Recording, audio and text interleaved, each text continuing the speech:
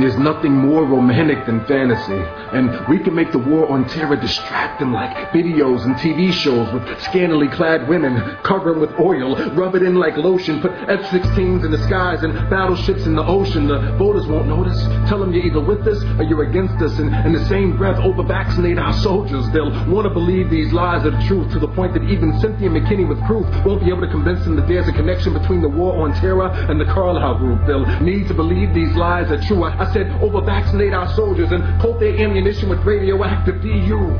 Fear is the final frontier of the defenseless. If it's logical, tell them it's senseless. You're either with us or you're against us. It's all about confusion. Name it the Patriot Act if it acts against the Constitution. One man, one vote is a joke. You should be more concerned about your family being broke. Poof. Mirrors.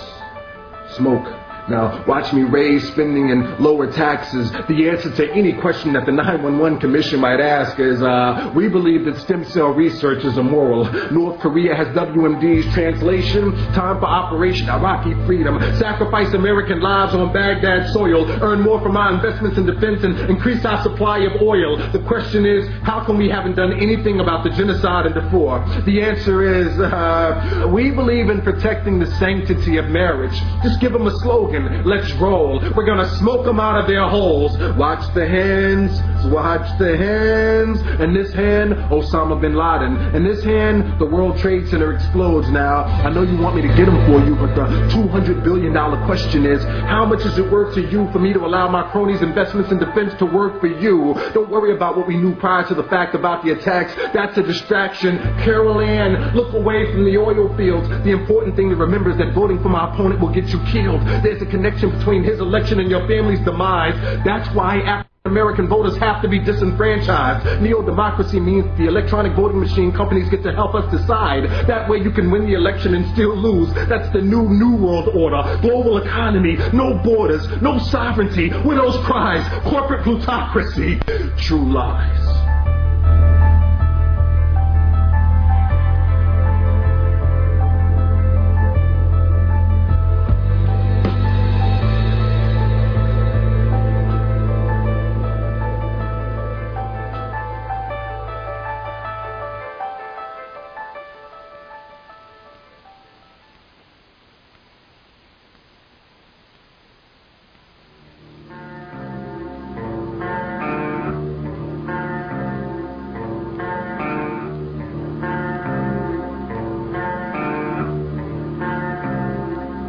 Whites are so evenly divided that every time they vote, the race is so close they have to go back and count the votes all over again. And which means that any block, any minority that has a block of votes that stick together is in a strategic position. Either way you go, that's who gets it. You're in a position to determine who go to the White House and who stay in the doghouse.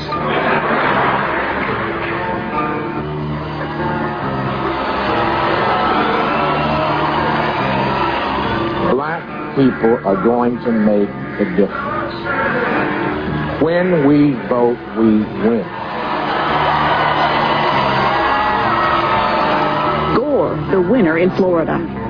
All along, George W. Bush had been telling everybody, I'm going to carry Florida. Florida has been prematurely called. Not at all. I'm a beast. I just don't believe that we got enough evidence to be able to call the state. We're actually counting the votes. On behalf of the State Elections Canvassing Commission, and in accordance with the laws of the state of Florida, I hereby declare Governor George W. Bush the winner of Florida's 25 electoral votes. Florida goes to Mr. Bush. Let's stop and absorb for a second. Florida is going to go for Mr. Bush.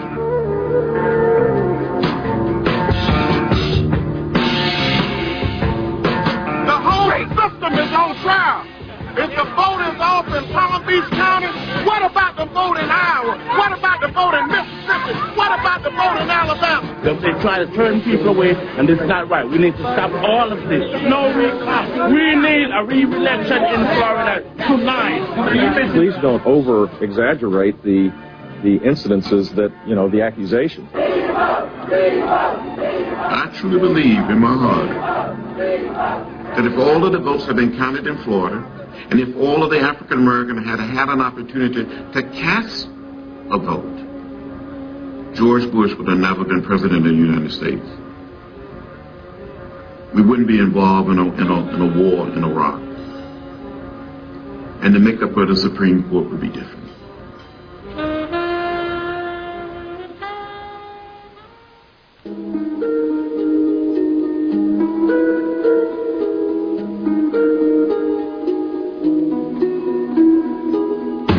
I'm not a scientist and I don't know much about formulas, but someone is trying to create a formula. Maybe they've already created a formula. If we use what happened in this past election, if I stop people at the polls before they get to the polls, this wasn't happen again, would it prove to us that someone has a formula?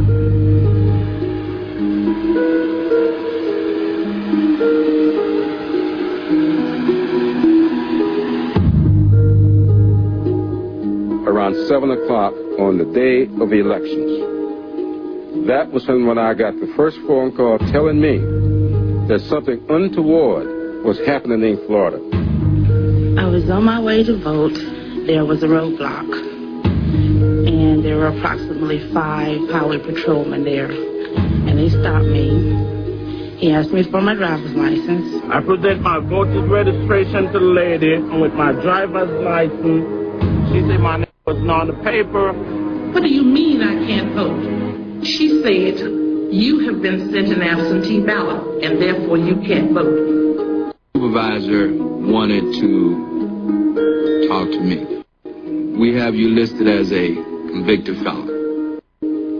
You have been purged from our system. You've lost all your civil rights. One person, one vote. One person, one vote. Everybody matters. Every vote matters. Keep voting. I was slingshotted into slavery. That's how I felt. The suppression of the black vote is a key indicator. If we're stopped at the ballot booth, I think that the prospects for democracy surviving are quite dim. The NAACP are calling on the Justice Department to launch a civil rights movement. I don't believe the American people, even to this day, really understand what happened in Florida 2000. At every precinct, there's something called the voter list. And if your name is not on the voter list, then you're not allowed to vote. 5 months before the 2000 election, Jeb Bush, governor of Florida, and Katherine Harris, the Secretary of State, ordered the removal of 57,000 voters from the voter rolls. Supposedly these were felons, criminals not allowed to vote. In fact, 97% were innocent. And it just so happened that most of them on that list were black and Latino. I'm not guessing because I got a hold of the computer files. Next to the names are the voters' races. Ms. Harris, you're aware of allegations that a private firm that you contracted with produced a list of purported felons who were taken off the voter registration list? Yes, I am aware. And you became aware of the concerns raised about the legitimacy of the lists that were provided by the private firm? Yes, I became aware. And what action did you take in response to becoming aware of those concerns? Again, I'm going to refer that to Mr. Roberts, and that he's in charge of those day-to-day operations. Specific actions did you take, Mr. Roberts? In putting the data together, there were identified by the supervisors of elections a significant number of persons who had not committed felonies that were identified on the list. Excuse me, Ms. Harris, when did you become aware of the concerns about the list provided by the firm? Again, because our division director would have made me aware, brought this to my attention. I'll have to refer to him because I'm not certain of the specific date. Okay, I'm trying to move this along, Mr. Roberts. You're not helping me out because I'm not getting specific. I'm not trying to stall you. I'm trying to. But you're not giving me the information we're asking. Please do. It was important to establish for the record the role of all of the players in this debacle. of democracy. I just want to make sure that I'm clear on this. The duties to carry out the election itself are not the responsibility of the governor. So we understand for the record that as it relates to the November 7th election, you had no authority and no responsibilities and took no actions with regard to the election. In the preparation for the election? Yes. No, again, the Secretary of State and the 67... Welcome again. My name is Professor John Britton. For those of you who don't know me here at the law school, it's such a pleasure to have yet another vibrant, stimulating discussion here at the law school, one of many this month. And today, through the sponsorship of the American Constitutional Society, law students here at the school, we're going to look at the subject of blackout, voting blackout. And we have a very distinguished speaker to present it. By way of background, the United States, the number one democracy so-called in the world, has one of the biggest voting problems. And that problem was exemplified back in 2008, where it's estimated that 75 million eligible people did not vote in the presidential election, and 80% of them were not even registered.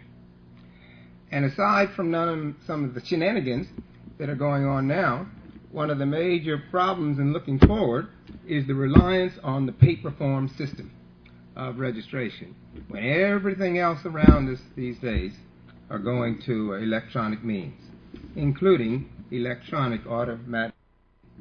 But the goal is that all voting should be electronic with anyone who comes in contact with the government, whether it's for public assistance, whether it's for Social Security, whether it's for Medicaid, or certainly whether it's for motor voter registration or obtaining a driver's license. 10 states allow people to register online, and others, including California, preparing.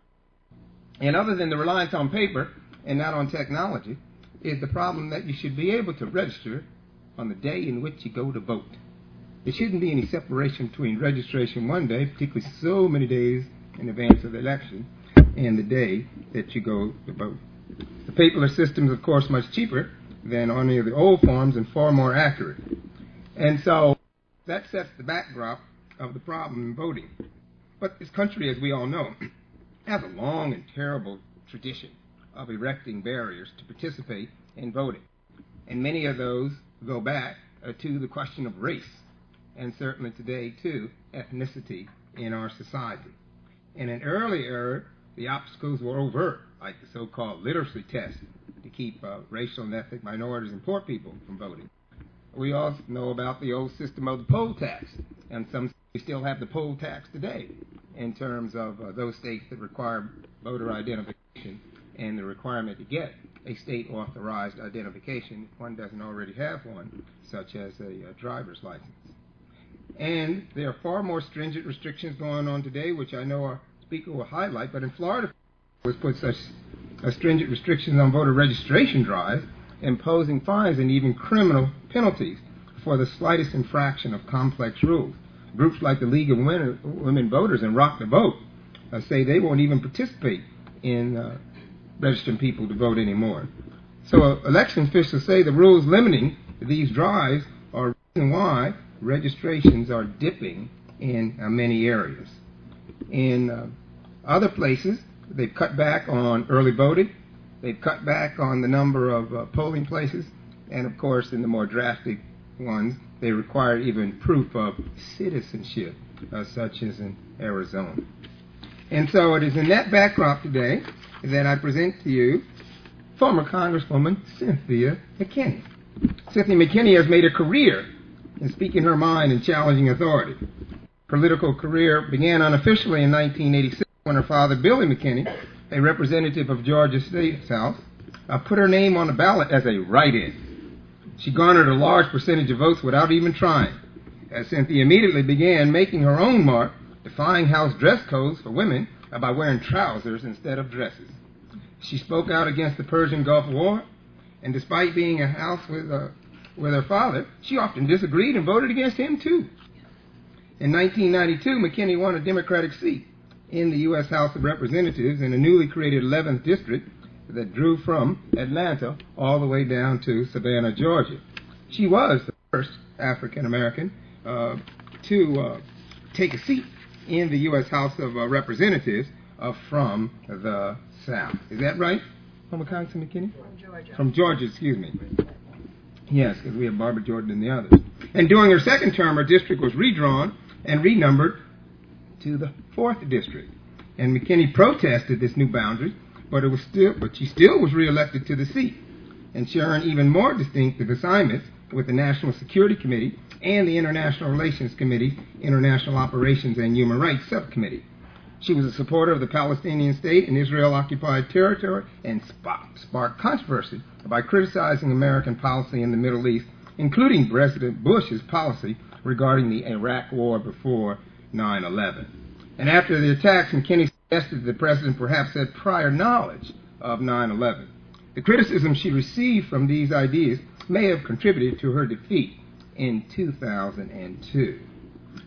Nevertheless, she ran and gained that seat and was reelected in 2004. McKinney was also very active in the aftermath of Hurricane Katrina and a vocal critic of the government's response. Cynthia McKinney has never been afraid to speak her mind and stand up for what she believes in. In fact, she reminds me of the patriarch of African American members of the House of Representatives, and of course the first to run for president, and that was the late and the great Honorable Shirley Chisholm, who went by the nickname Unbossed and Unbought. And certainly Cynthia McKinney is walking that tradition, and in 2007 she left the Democratic Party to bring her energies and ideas to the whole country by becoming a member of the Green Party presidential candidate. I present to you former Congress-Lady Cynthia McKinney.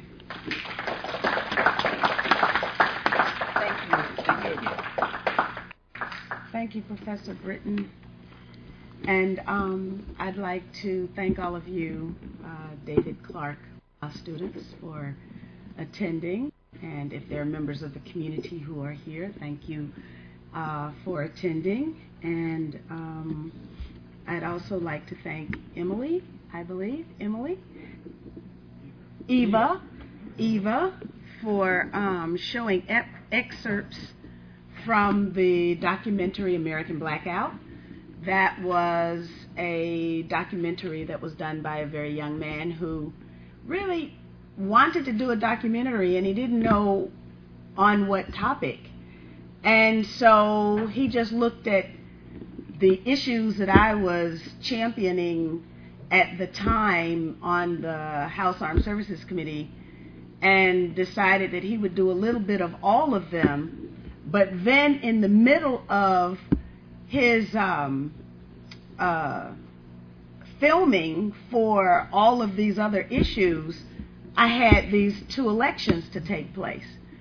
And the story around those 2 elections, the reality was far different than what the mainstream media presented to the public.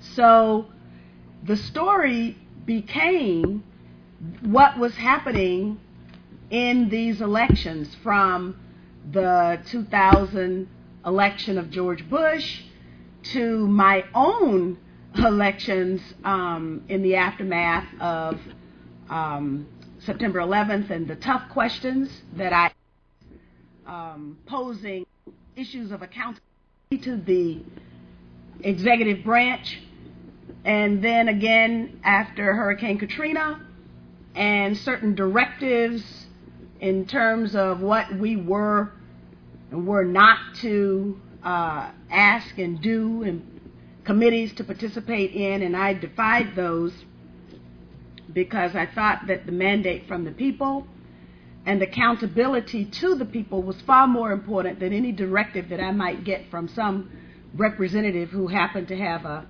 high position inside the House of Representatives, but who in no way represented the interests and the values that I shared. And therein began my problems, because the sad fact of the matter is that on the issue of accountability and members of Congress actually taking their responsibility seriously, it just doesn't happen often enough. And so you saw there with the exchange with Rumsfeld over the $2.3 trillion is missing, not missing, but that they refused to say where those transactions, where the money went.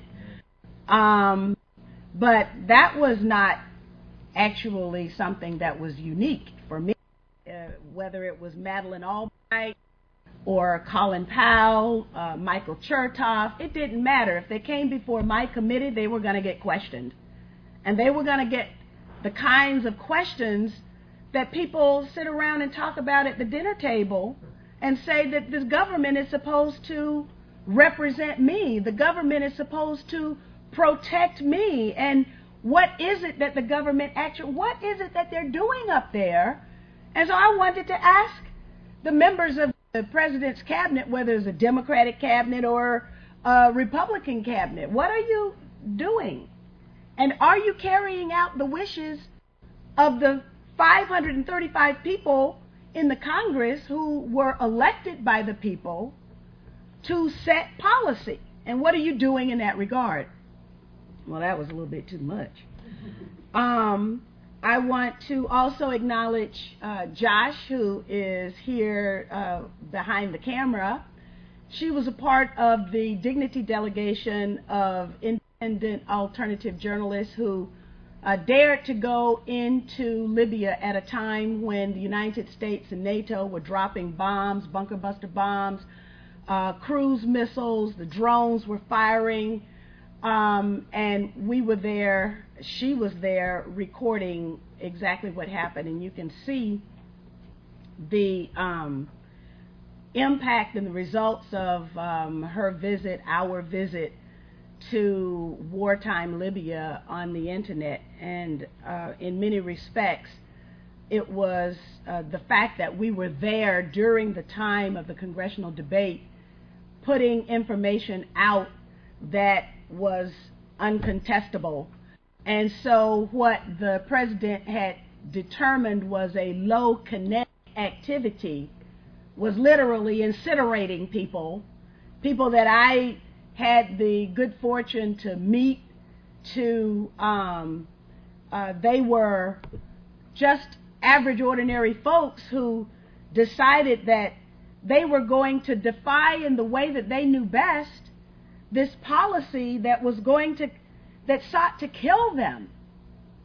And they gathered in public places, and NATO bombed those public places every night, night after night after night after night. And when the press would say that, oh, these are fake funerals, it was because there was nothing left of the individuals whose hands that we shook the night before. And they were dead. They were gone. There was nothing left but ashes, the horrors of war.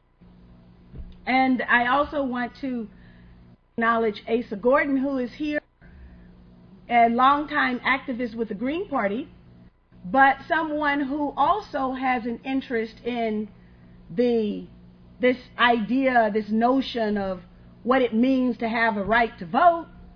And his interest, though, is with the Electoral College. And so I'm sure that at some point in our discussion, we're going to talk about the Electoral College and its impact on real representation in this country.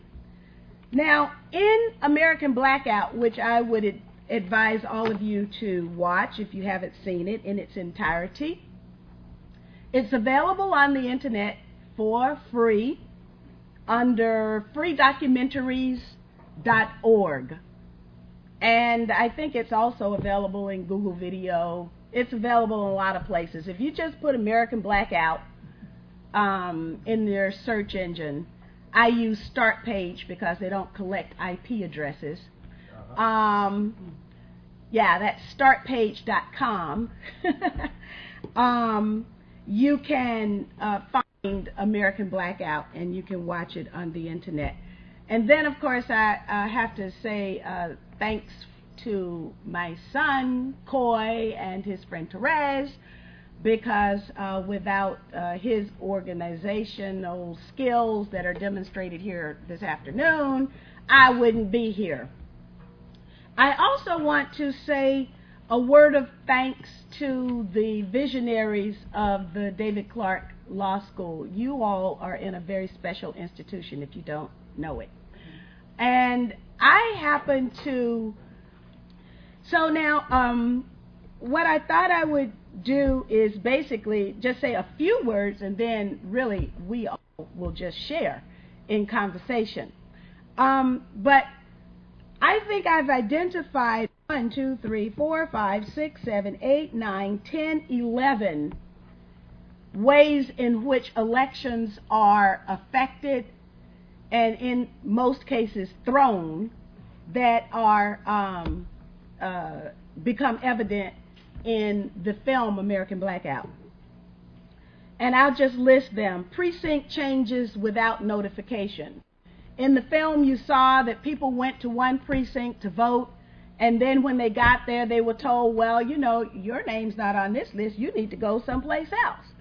And of course this is a method that is used to dissuade people from actually entering the voting booth. And the compilation of voting lists, you saw in the film where the voting list really is the gatekeeper. And so if your name isn't on the voting list, then you don't get to vote. Or if you have been illegally, was the case in Florida, named a convicted felon in certain states, then you are not allowed to vote, because that's what the state law is. And that is with, I think, purposeful legal intent. Now they've gone to electronic poll books, which is even worse than the paper voter file, the electronic book, and people report that they would go there to vote, and then the poll book would say, the electronic poll book would say, you've already voted. And there was nothing that the voter can do at that point, because the information is that they've already voted. Obstruction at precincts. Now this was something that was clear that happened in Florida in 2000, and even now it's 2012, and most people really don't realize what happened in the 2000 election. They still think that because Ralph Nader was on the ballot, that Ralph Nader is responsible for George W. Bush winning the election, and then everything that has happened thereafter. But the sad fact of the matter is that there were people who got together particularly in Texas, Florida, and New Jersey was another one of those states where there were Republican governors who had access to these lists, and one particular company, Choice Point, and they created a voter file that was inaccurate. And that's how George W. Bush became part of how George W. Bush became the president. Choice Point, by the way, part 2, then shows up in Mexico. And the people of Mexico experienced exactly the same impediments to voting as were experienced in Florida. And instead of electing their the president, they ended up with the one that they have now, as opposed to the one who really was the representative of the will of the people. And he was supposed to have delivered Pemex, which is the national oil company of Mexico, along with the electricity grid, to certain interests in the United States. It didn't happen because brigadistas, who were the women, along with very many men, thousands, tens of thousands of men, literally occupied the Congress building and prevented the legislation from passing. It may be an idea that could be imported to the North or from exported to the North. Convicted felon laws still on the books today, so that convicted felons are prevented from casting a vote. Electronic voting machines. Electronic voting machines can be hacked. You all know the story about that. Provisional ballot policy you saw in the film, where a provisional ballot is given, but the provisional ballots aren't counted. So people get the feeling that they are participating, but in actuality, the provisional ballot didn't count. Open primaries.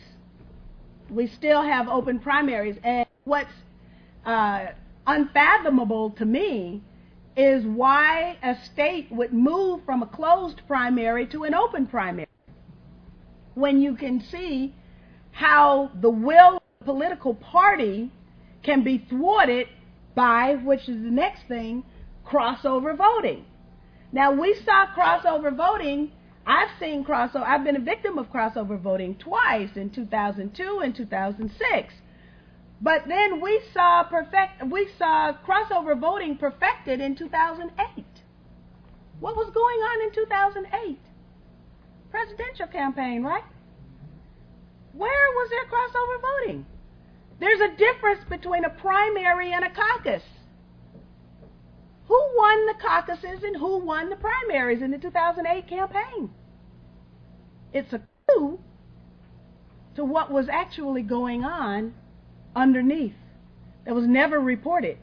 But people like me, whose eyes are open because I've been victimized by crossover voting, I know what it looks like. And people who do know what it looks like. That's an assignment for you all, for those of you who are interested. Long lines, you saw those people, when this film first came out, people were crying because they didn't realize what had happened, not just in Florida. Everybody knew something bad happened in Florida, but in Ohio in 2004, people didn't know that it was worse than apartheid South Africa, from the commentary of Greg Palast. It was worse. And so, as he says, we have a two-tiered voting system. And if you go back and you look at spoiled ballots and how many votes are cast but not counted, there's a disparity. And you can track that particularly by race. Has it gotten any better? No. It hasn't gotten any better. Because the system as it is constructed today serves certain interests. And those interests constructed the system. So do you think they're going to change the system so easily? No, they're not. In fact, I'm reading this book, What Really Happened to Michael Jackson. I had a meeting with the author yesterday. And he's talking about how black concert promoters are not allowed to promote concerts of black artists who are considered crossover artists. They go to white concert promoters. And that system, he's in litigation literally right now as we speak. And the system is constructed in this way so that the interests of the people who constructed it can be served. Not a black concert promoter. And the black artist then has a responsibility, as he talks about Maxwell. He says Maxwell, he was able to get to Maxwell and explain what was going on in Maxwell. say this, but clearly Maxwell did something with the information he was given. And when was the last time, you heard from Maxwell? And then who was promoting Maxwell? So, systems exist to serve certain interests, and they exist the way they are because those interests are being served. And if we want to change those systems, then we have to learn to look at the entirety of the system and not just one component of the system. Equipment issues were brought out. In Ohio, the strategy was to create these long lines by positioning fewer machines in larger precincts. So precincts are supposed to have approximately 2,000 people in the 2,000 voters in them max. And so you may have some precinct that's got 5,000. And then instead of having 5 machines, you have 2 machines. So you know what's going to happen. This kind of thing that happens that people don't pay attention to, it's institutional, it's systemic, and it's real. And it happens every election. And then, of course, redistricting, what we just went through. Now, when Josh and I were in Libya, there was one congressman who was very vocal about the prerogatives of the Congress when it came to war. And that congressman was also a victim of redistricting.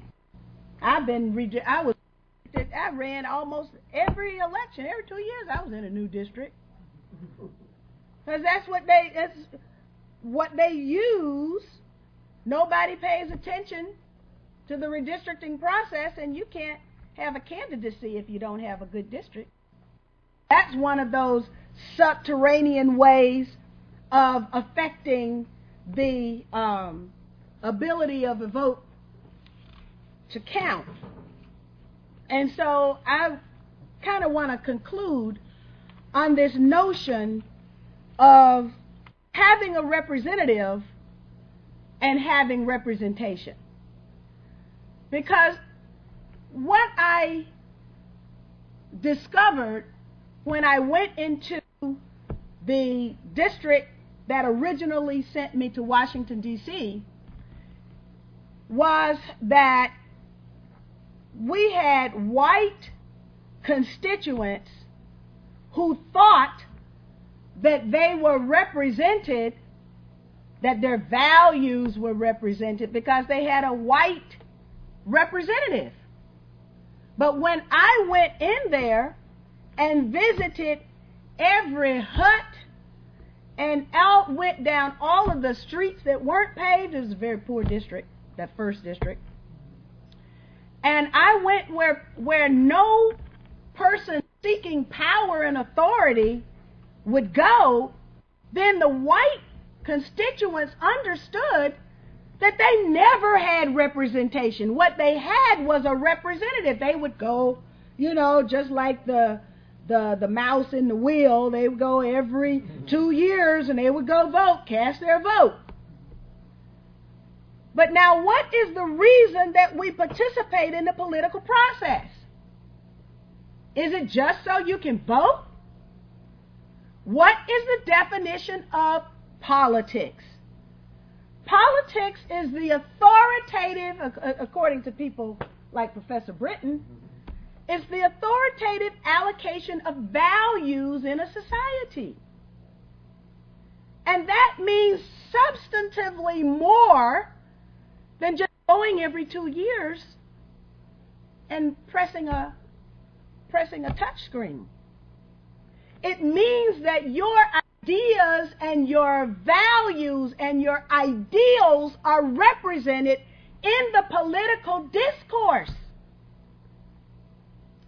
Dr. King said that they marched so that the Negro in Mississippi had the right to vote, but so also that the Negro in New York City had something for which to vote. And that something for which we all vote is representation. So for people like me, I'm sick and tired of war. I was ecstatic.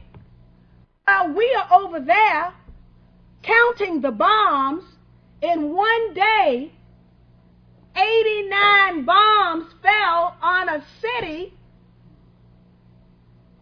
of 1 million people. Imagine you're in your car and you're driving, and all of a sudden, we got that too, and all of a sudden a bomb falls down in front of you. Or you're standing in your shop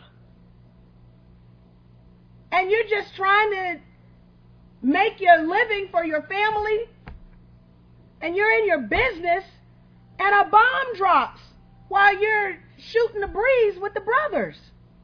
We saw people who had that experience in the hospital. So imagine 89 bombs dropping on you. Anyway, war, my issue. And Dennis Kucinich challenges the president's prerogative to engage in war without a congressional authorization. Now, for me, it didn't matter that Dennis Kucinich was a representative from Ohio, because Dennis Kucinich represented my values. I felt like I had representation in the midst of that discussion on the floor of the House. And Dennis's position prevailed because the House of Representatives, well, both of them, neither the House nor the Senate, granted the president the authorization that he sought in order to drop those bombs in that low kinetic activity that was actually a war against the people of Libya. But something happened in the Ohio legislature. It was redistricting. First, reapportionment. Because after the census, we have 435 members of the House of Representatives who are elected in districts, and so when the population shifts, then the districts shift. Georgia grew, so we got an extra House member.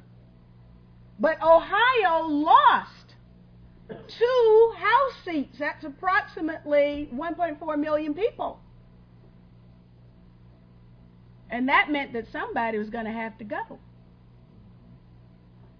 So using the power of redistricting, Dennis Kucinich was put in a district with Marcy Kaptur. And this is also going to be muffled on Josh's tape when she puts it on the internet. But, well, I won't say this, but what I'll say is, in case she chooses not to muffle it. But we were sending information on what was happening directly to some of those House members. But it wasn't Dennis. He probably was getting indirectly. And now, in redistricting, 70% of the district was Toledo, Ohio, which is Marcy Kaptur's home, and only 30% of the district was Cleveland, Ohio, which was Dennis Kucinich's home. And under the circumstances, I don't know what motivated people to cast their vote. Maybe it was just, I know Marcy, so I'm going to do that. But Dennis didn't win. Right.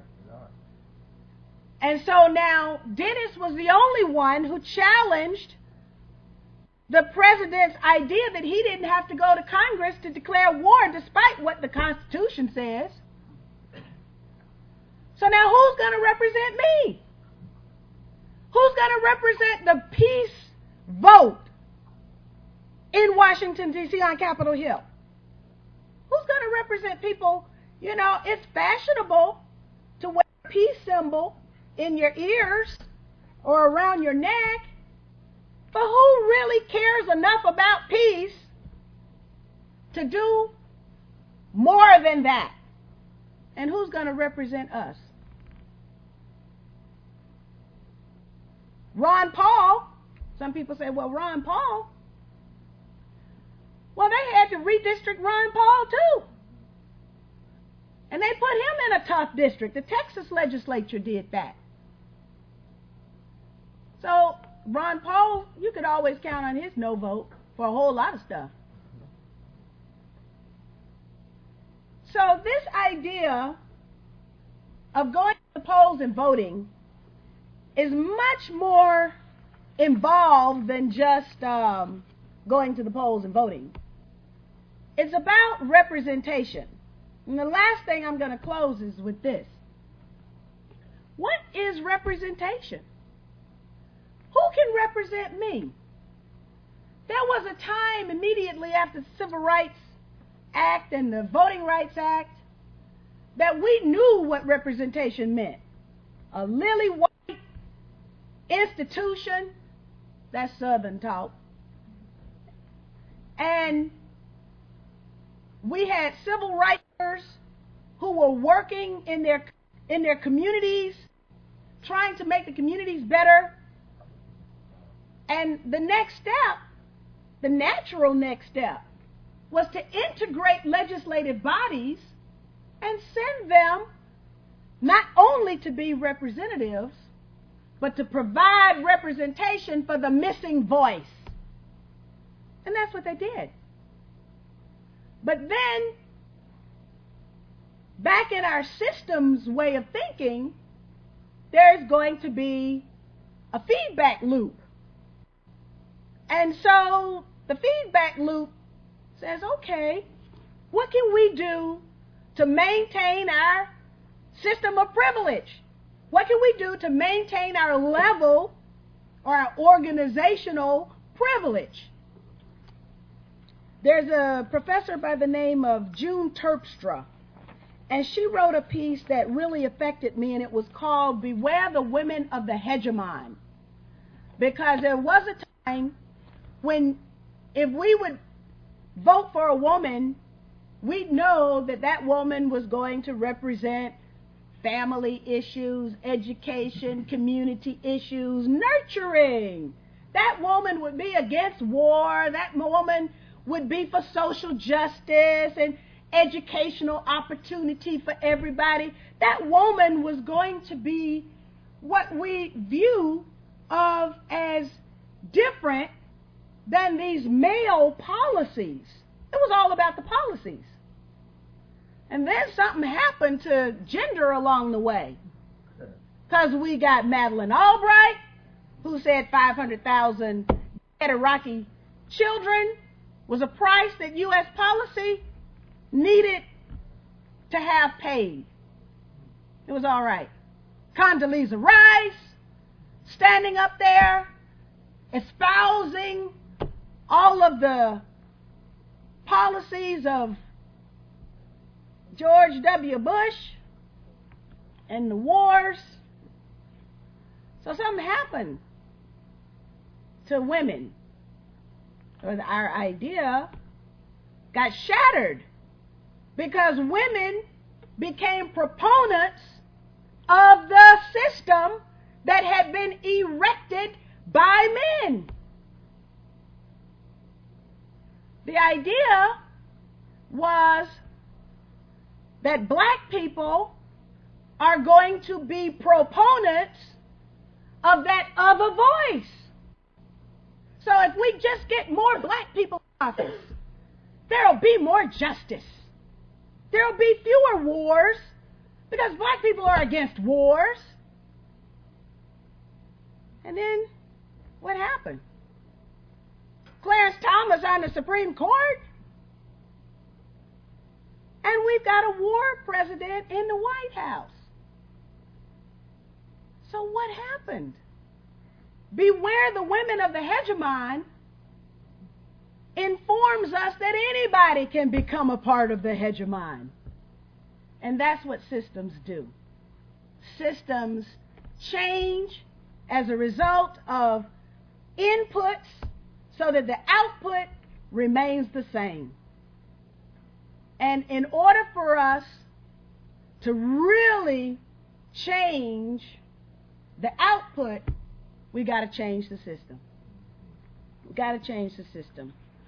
So I think with that, I will conclude, and I hope to have given you some fodder for thought, and maybe there are some questions or comments now.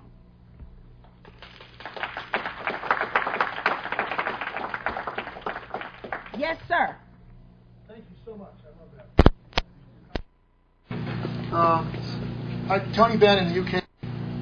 I just got back from spending 7 years, except for the year I spent trying to get Dennis into the White House, which was a very, very rewarding experience. He thinks an awful lot of you, so I know you guys share that love. Tony said to me, we got to stop fighting the race war and get back to fighting the class war. And as long as they get us fighting each other based on class and religion and race and religion and everything else, we'll stop paying attention to the fact that they're robbing us blind. And it seems as if there's a repolarization of politics that's occurring, and not so much left-right anymore. And so I'd be really interested in your comments on where you think the Occupy movement is going and how that could potentially help us change the inputs, because it's challenging not left-right but the entire system per se. Occupy is wonderful because Occupy gave us the language we have before. The 99%, it really makes it clear. And so, but the Occupy has its own sort of internal dynamics and internal contradictions that they are dealing with. And this is someone who is just an observer. I wasn't a participant, but my son believes in Occupy because that's his revolution. And I don't want to take that idealism away. So what I tried to instill in him was beware of what can happen, because we know infiltration from the counterintelligence program. We know that there are as many, informants at Occupy as there are occupiers at Occupy. So beware of who you follow and who you talk to and who you do anything with, because you don't know who they are.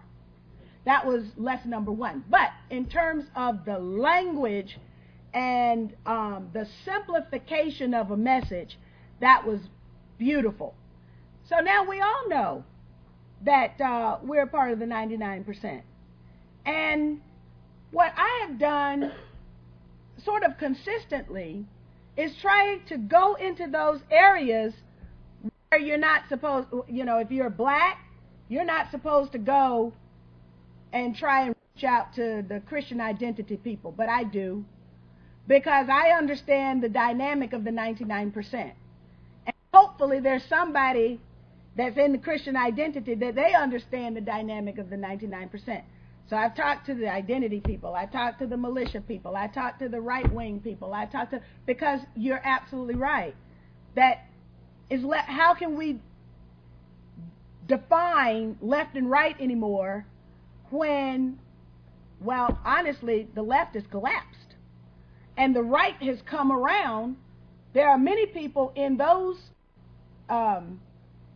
movements that we're not supposed to be talking to or about, that, because they're terrorists or whatever.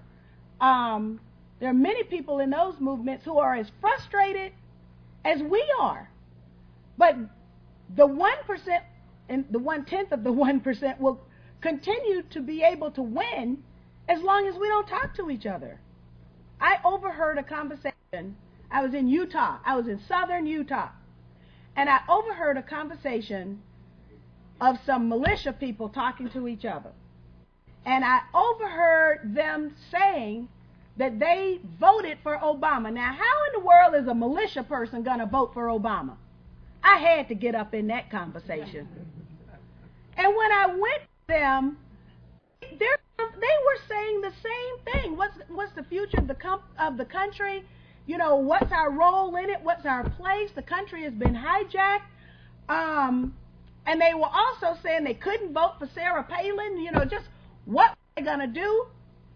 And so I encouraged them to get outside of the two-party paradigm and to deal in alternative politics with minor parties.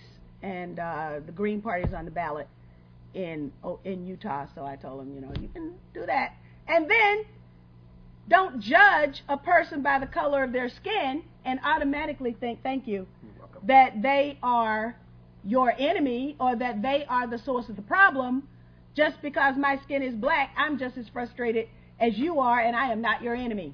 And remember me the next time you know, are having your little chat with your buddies and you're talking about your guns.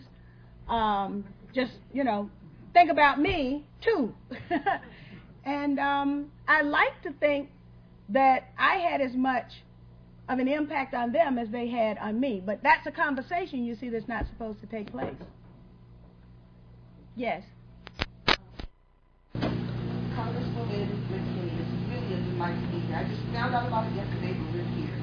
My name is Dr. B. Michelle Harris from the Nutrition Department and the other part of the campus. But what I wanted to ask your opinion about is what people are saying about people being disenfranchised by not being able to get their birth certificate or this, that, and the other, not being able to get to the polls. Where are those folks who support people's rights when a person may just need a ride to the polls? A person may need a little help getting their birth certificate. All the monies that are poured into campaigns, why can't they trickle to where people who are interested in voting, whether they're senior citizens, folks who are working 12, 14-hour-a-day jobs, and they just need some help, and they take public transportation so they won't be able to get to the polls early or late. So what is your opinion on folks who are so passionate about the rights of everybody to be able to vote, but they're not really there helping the little person, even sometimes right next door to them? Well, what kind of politics you're practicing? You know, people talk a good game, and especially people who are trying to win votes, they talk a good game. But what really is the objective of their participation in the process? And if you're practicing inside politics, the last thing you want to do is bring outsiders in to change the ballots, because remember, this is a system, and the system works the way it is for the people who are in it. And you bring in outsiders, and then you're going to upset the balance. But now, for people like me, I'm not an insider, and I always had to bring in outsiders. I always had to register people to vote. I always had to do a GOTV, rides to the polls, and do all of those things as part of the campaign operation, even despite the fact that I would raise less money. But a portion of that money always had to make sure that there were ways that people could get to the polls and vote. And now, you're absolutely right. You're talking about they got to get a birth certificate. The impediments that exist. Thank goodness I had a passport, but most Americans don't have passports. And so I had to show a passport when I left Georgia and came back to Georgia and then re-registered, that I had to show them passport. But if I didn't have passport, now when I was in the Congress and Georgia passed their voter ID law, their first voter ID law, what we did was we forced the state to also provide a bus that would go around neighborhood to neighborhood and provide free ID for people. But, that was what I did. So now if you've got someone who doesn't mind incurring the wrath of those system placeholders, then you can get something done until that person is gone. And then when you're gone, the system readjusts to the way those placeholders want it to be. So our challenge is to always find candidates who are outside of the box. You can't vote for a candidate who's inside the box and think you're going to get change. You'll just get words. You'll get hot air. But you won't get change because they're inside the box and they're not doing anything to change the balance in the system. So now what can be done? The short term,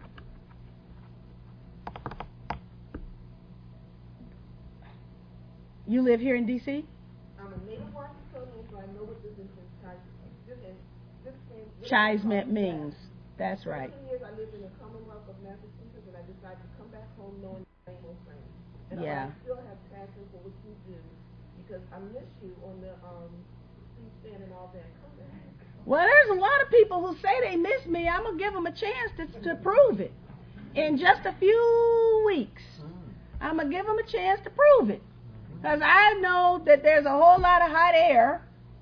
And, you know, even today, I'm here and I,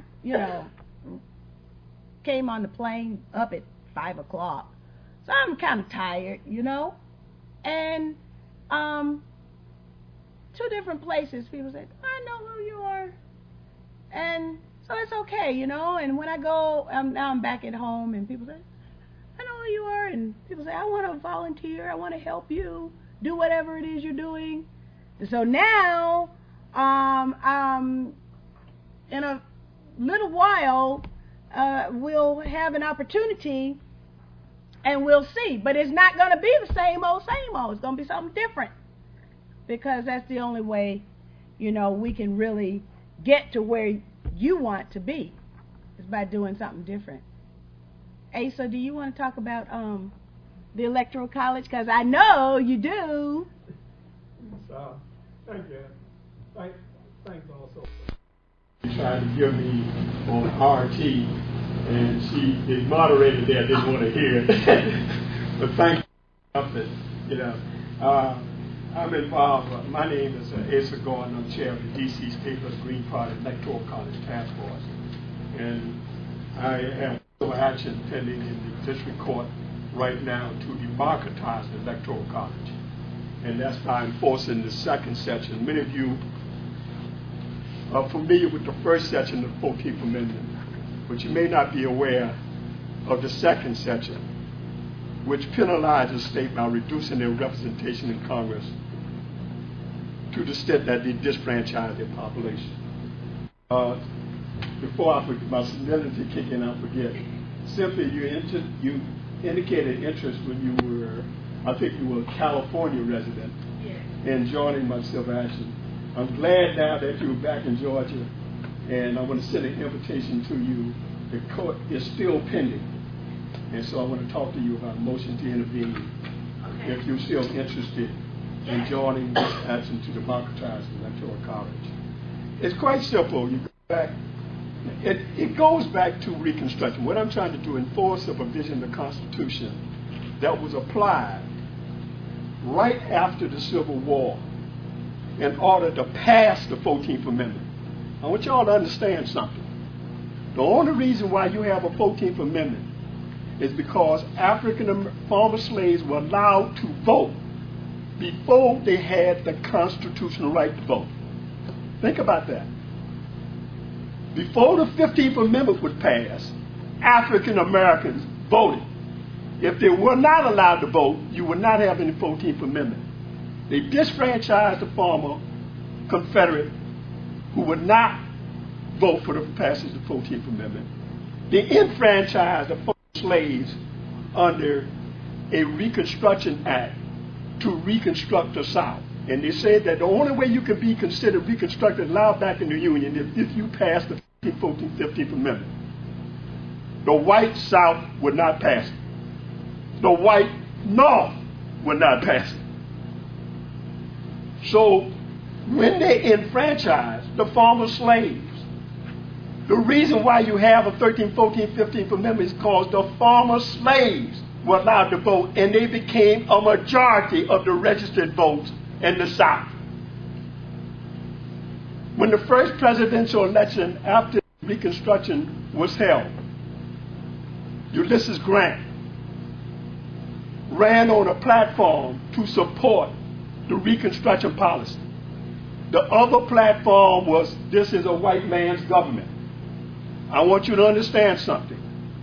The government, the platform, which was the Democratic platform, this is white man's government, won the white vote. Ulysses Grant, the general who won the Civil War, lost the majority white vote when he ran for the presidency. He won because for the first time, ex-slaves were allowed to vote. They were 12% of the voters. They voted over 90% for him. Ulysses Grant, the first presidential election after Reconstruction, won by virtue of the power of the black vote. So where would we be without the black vote? I shudder. We would not have a 13th Amendment, we would not have a 14th Amendment, and we would not have a 15th Amendment. That is reality. And let's be honest, we move up to 2008, Obama did not win the white vote. Let's understand that. As a matter of fact, what is not told about that election is that the number of registered white voters in 2008 was less than it was in 2004. Understand the myth behind this. Many of them stayed at home because they didn't care for McCain or Obama.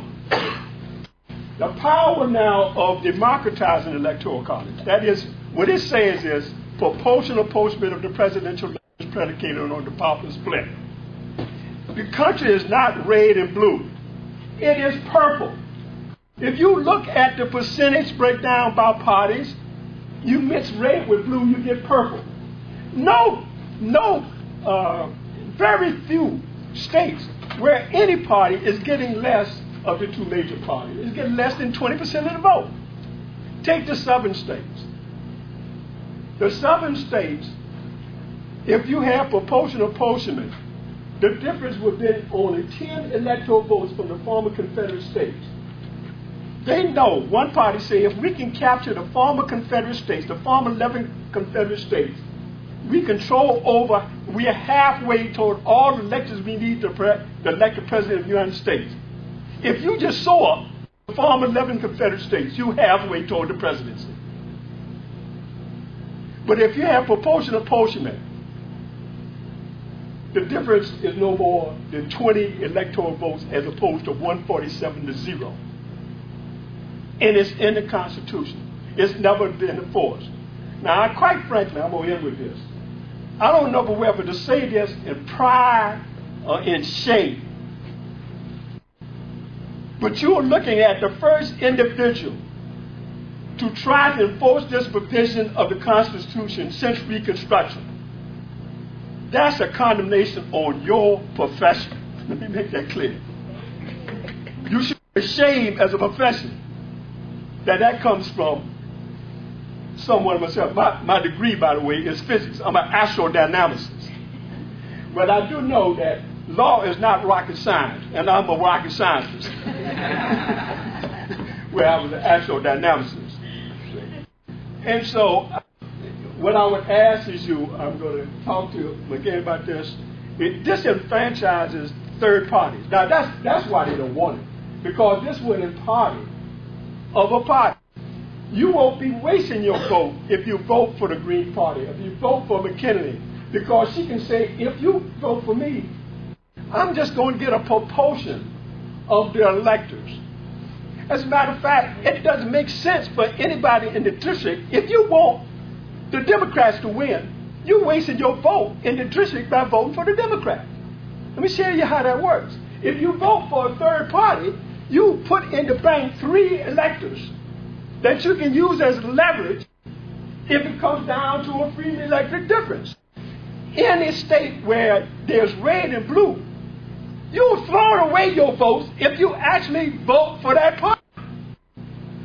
If you vote for the third party in this next election, McKinney will be able to say, I got my presidential candidate in the state of Georgia got at least 2 electors. They then have standing to challenge because Georgia does not have a winner-take-all state law. They just do it on tradition. When you vote, let's be clear, you're not voting for the president. You are voting for presidential electors that are pledged to that candidate. You're voting for people you don't even know.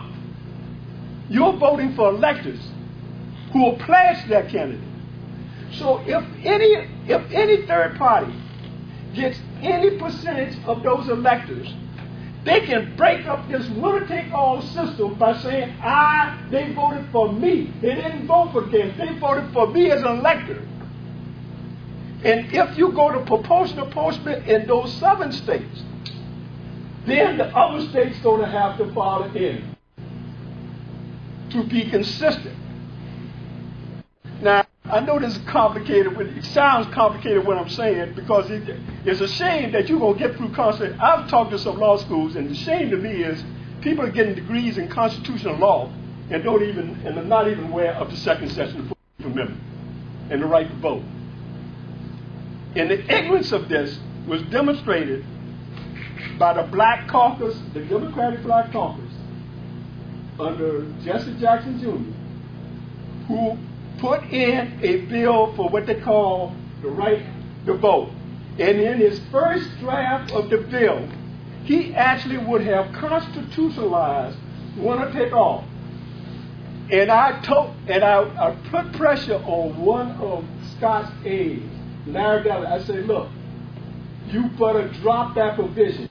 If the Republicans weren't stupid and they would reflect that anything the Black Caucus is behind got to be bad, they would have jumped over this and helped you pass it. And that provision was dropped from Jesse Jackson's provision, so I have no problem with it now. But that's the danger when you're instituting laws and you don't know history.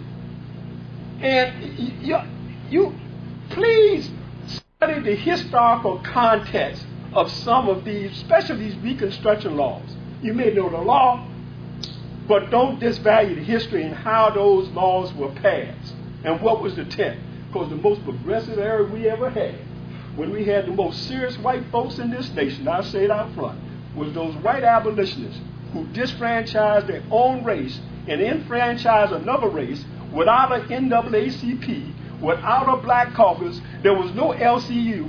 They did it because it was fair. And that's why you can vote. You have a right to vote today because they allowed slaves to vote. And they passed. I'll get up there to ballot. Did you file this already? It's in the district court pending. I'm shocked. I filed this as Gordon versus the clerk of the House of Representatives. And what I'm now challenging is that the House cannot provide over the full slate of electors from these states that have awarded electors on a winner-take-all basis where there's no winner-take-all state statute. And so I'm challenging the apportionment really in the House now. Hey, give me your website. www.electors.us. Right. Now, if you Google Asa Gordon Electoral College, you're going to get there. Just Google Asa Gordon Electoral College. And who's representing you? I'm representing myself. One of the advantages of that is I can't be threatened with being disbarred. Don't just dismiss the advantage of being pro se. One advantage of being pro se is it is not your profession. Is I can't be called up before the American Bar Association if I kind of get out of line, and I can do something. I'll pass this. Pass. Did you have a question? I'm sorry. That's all right. No, I think it's appropriate for law students. Okay.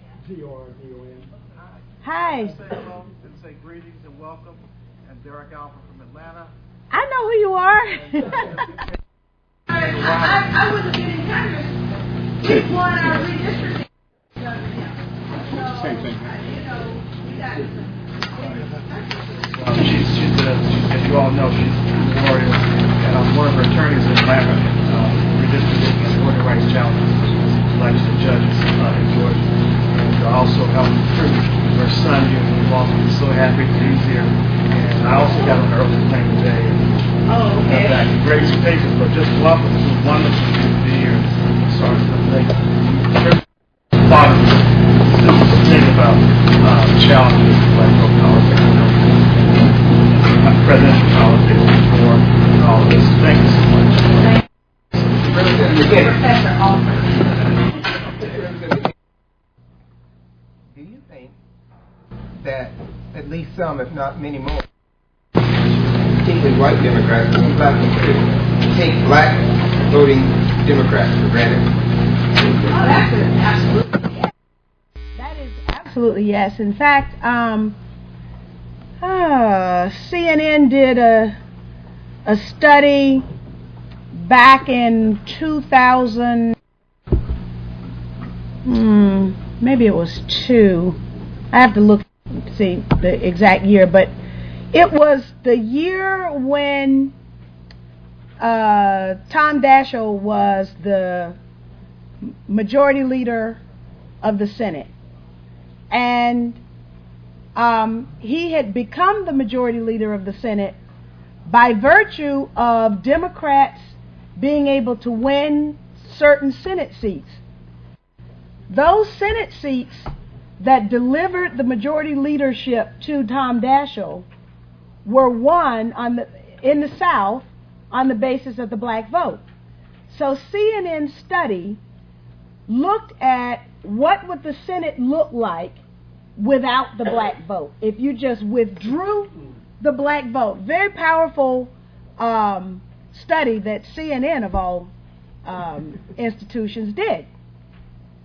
And they went through what the ramifications would be. And the first one, of course, is that the Democrats would not have enjoyed that majority in the Senate. And so then, reading that study, my next step was, okay, what's the dividend? Here's an this is a transaction, because politics is treated these days as a transaction. There's a tremendous amount of money that is spent getting out the black vote for the Democratic Party. We know what the effect was for white Democrats. They won.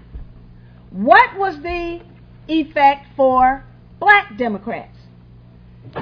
Well, United for a Fair Economy is an organization that does disparity studies, and I love their work.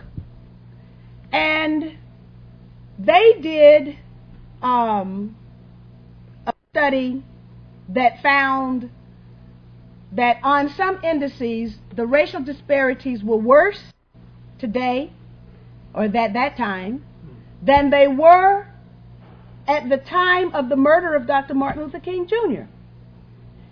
And so their recommendation was that blacks who had delivered majority status to the Democratic Party in the Congress should demand a policy intervention for the problems. Like, for example, on housing, this is prior to 2007, the disparity in home ownership would take, without a public policy intervention, would take 1,600 years to close the home ownership gap between black home ownership and white home ownership. To close the family wealth gap would take over 580 years without a public policy intervention. Loyola University did a study about the city of Chicago along these same lines. What they found was that to close the quality of life gap in the city of Chicago experienced between blacks and whites would take 200 years without a public policy intervention.